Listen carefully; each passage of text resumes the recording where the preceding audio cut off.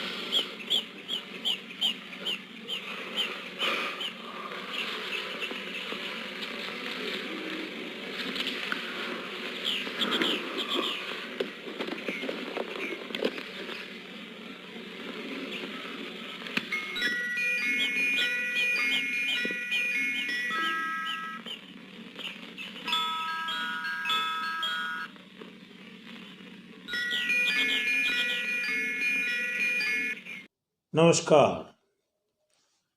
देवानंद साहब के फिल्मी सफ़र के तीसरे पार्ट में आप लोगों का स्वागत है। तो पिछले पार्ट में मैंने बताया कि देवानंद साहब को मौका दिया अशोक कुमार साहब ने अपनी फिल्म जिद्दी में बॉम्बे टॉकीज के बैनर तले। दरअसल जब इस फिल्म की शूटिंग शुरू हुई तो कुछ ही दिनों बाद इस फिल्म के निर्देशक शाहिद लतीफ़ भागे हुए अशोक कुमार साहब के पास आए और आके रोने और गिड़गिड़ाने लगे कि मुझे कैसा हीरो दे दिया है, ऐसे तो कुछ आता ही नहीं। तो अशोक कुमार ने कहा चलो मैं आता हूँ। अशोक कुमार साहब सेट पे गए और उससे बोला कि करो। तो देवानंद साहब का कॉन्फिडेंस हिला हुआ था और उनसे वो हो नहीं पा रहा था, लेकिन अशोक कुमार साहब ने उनको अच्छी तरह समझाया और बाद में उन्होंने बहुत शानदार टेक दिए। तो अशोक कुमार साहब थोड़े शायद लतीफ़ पे नाराज़ हो गए और कहने लगे कि भाई तुम डायरेक्टर हो, ये नया लड़का है, इसे जब तक बताओगे नहीं ये आगे कैसे जाएगा। तो इस तरह इनके मेंटर एक्टिंग में एक तरह से पहले मेंटर अशोक कुमार साहब थे, जो दिलीप कुमार साहब के भी मेंटर रहे हैं और राज कपूर साहब के भी। ये एहसान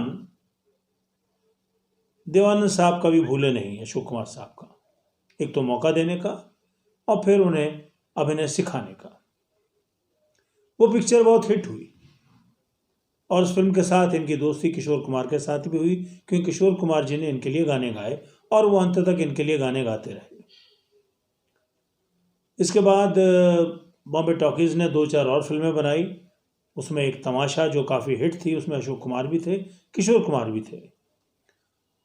वो पिक्चर हिट हुई और धीरे धीरे देवानंद साहब एक्सेप्ट होने लगे, लेकिन अभी तक देवानंद साहब ने कोई अपना स्टाइल नहीं बनाया था और वो एक अच्छे एक्टर और एक अच्छा चेहरा मोहरा माने जाने लगे पब्लिक में और लोग उन्हें पसंद करने लगे थे। लेकिन एक अलग सी पहचान जो राज कपूर या दिलीप कुमार जो उनके टाइम के ही स्टार थे, वो चीज़ अभी तिगड़ी का हिस्सा ये नहीं बन पा रहे थे। फिर एक दिन धीरे धीरे इन्होंने कुछ फिल्में की, बॉम्बे टॉकीज़ की, कुछ बाहर की भी की और सुरैया के साथ इन्होंने काफ़ी फिल्में की, 6-7 फिल्में जहाँ तक मुझे ध्यान है। और सुरैया के साथ इनका अफेयर भी हो गया। कहा जाता है सुरैया को इनके अंदर हॉलीवुड के ग्रेट एक्टर ग्रेगरी पेक की झलक दिखाई देती थी, उनके चेहरे मोहरे की और अंदाज की, और दोनों एक दूसरे को चाहने लगे। लेकिन शादी नहीं हो सकी क्योंकि सुरैया की नानी इस शादी के खिलाफ थी, क्योंकि सुरैया मुस्लिम फैमिली से थी और ये हिंदू फैमिली से थे। फिर भी देवानंद साहब का एक वो एटीट्यूड कि जो बीत गया सो बीत गया। सुरैया जी ने शादी नहीं की, लेकिन इन्होंने आगे बढ़ने की सोची और इन्होंने कल्पना कार्तिक, जो कि उनकी कुछ पिक्चरों में हीरोइन थी, टैक्सी ड्राइवर तो बहुत फेमस पिक्चर है उनकी, उसी के सेट पे ये बीच में गए और शादी करके आ गए थे और अपना जीवन इन्होंने आगे बढ़ाया। इससे पहले इन्होंने बहुत जल्दी नवकेतन फिल्म्स अपना बैनर बनाया और इस बैनर तले इन्होंने कुछ पिक्चरें बनाई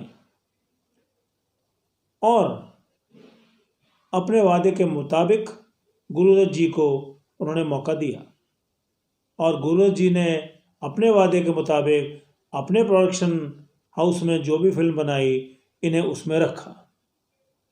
धीरे धीरे देवानंद साहब ने अपना एक स्टाइल अपनाया जो खुलकर दिखा आकर्षी आईडी में। उससे पहले भी दिखने लगा था, उनका थोड़ा अंदाज चलने का वो ऐसा अंदाज था कि जिस पे दुनिया फिदा हो गई, क्योंकि कोई एक्टर उस ज़माने में अपनी अदाओं पे नहीं खेलता था। इन्होंने कुछ अदाएं बनाई, उसके बाद दिलीप साहब और राज कपूर साहब ने भी अपनी अपनी अदाएं बनाई और ये तिगड़ी अभिनय के साथ साथ अपने तीनों अपने अपने अंदाज के स्टाइल में एक्टिंग करने के उससे जाने जाने लगी। देवानंद साहब का कलर सेंस ज़बरदस्त था और देवानंद साहब हर तरह के कपड़े पहनते थे, मॉडर्न, बिल्कुल वेस्टर्न, या ये कहें कि देवानंद साहब इस फिल्म वर्ल्ड में एक फैशन आइकॉन थे। जो ये पहनते थे वो एक फैशन बन जाता था। शायद ये हमारे बॉलीवुड के पहले स्टार थे जिन्होंने एक फैशन का चलन शुरू किया उस युग में जब कोई फैशन डिज़ाइनर नहीं होते थे भारत में। आजकल तो जितने भी हमारे स्टार्स हैं या बाकी लोग हैं अच्छे खासे, वो वेस्ट की तरफ देखते हैं और फैशन डिज़ाइन वगैरह लेके आते हैं, लेकिन फैशन डिज़ाइन क्या होती है लोगों को देवानंद साहब से सीखना चाहिए। क्योंकि आपका चेहरा कैसा भी हो, आपका शरीर कैसा भी हो, आपको जो सूट करे वही फैशन कहलाया जाता है। देवानंद साहब को ब्लैक कलर बहुत सूट करता था, खास करके ब्लैक कलर के ट्राउजर्स। और काला बाजार में, जो कि उनकी सुपरहिट फिल्मों में से एक है, इससे पहले काला पानी भी थी, काला बाजार में उन्होंने ब्लैक कपड़े पहनने शुरू किए थे और उस पर लोग, स्पेशली लड़कियां, इतनी फिदा थीं कि ये कहा जाता है कि उनसे रिक्वेस्ट की गई थी कि जब भी आप पब्लिक प्लेसेस में काले कपड़े पहन के ना आएँ, क्योंकि स्टैम्पीड हो जाता है और कई लड़कियों में से कुछ एक्सीडेंट हो गया तो मर खप जाएंगी।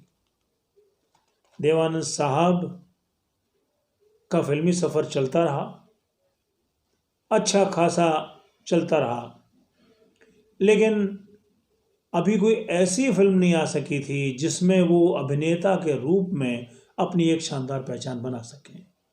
उनकी पहचान एक खूबसूरत रोमांटिक हीरो जिसकी फिल्म के बहुत खूबसूरत गाने और बहुत खूबसूरत रोमांटिक सीन होते थे।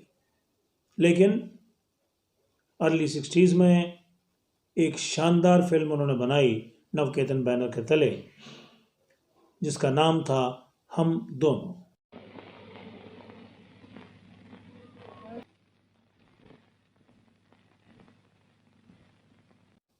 इस पिक्चर को डायरेक्ट किया था अमरजीत ने, जो कि इनके दोस्त थे, लेकिन ये कहा जाता है कि दरअसल सारी डायरेक्शन विजय आनंद ने दी थी। नाम अमरजीत अपने दोस्त का उन्होंने रखा था ताकि वो आगे फिल्मों में बढ़ सके। वो फिल्म सुपरहिट थी, सुपर डुपर हिट थी। इस फिल्म की चर्चा और इनके सफ़र का आगे का हालचाल अगले एपिसोड में करेंगे। तब तक के लिए नमस्कार, धन्यवाद।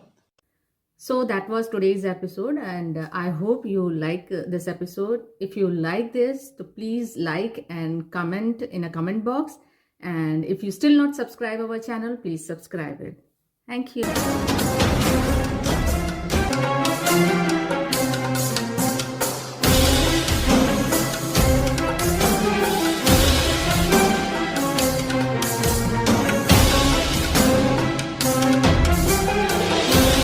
जय रंगमंच।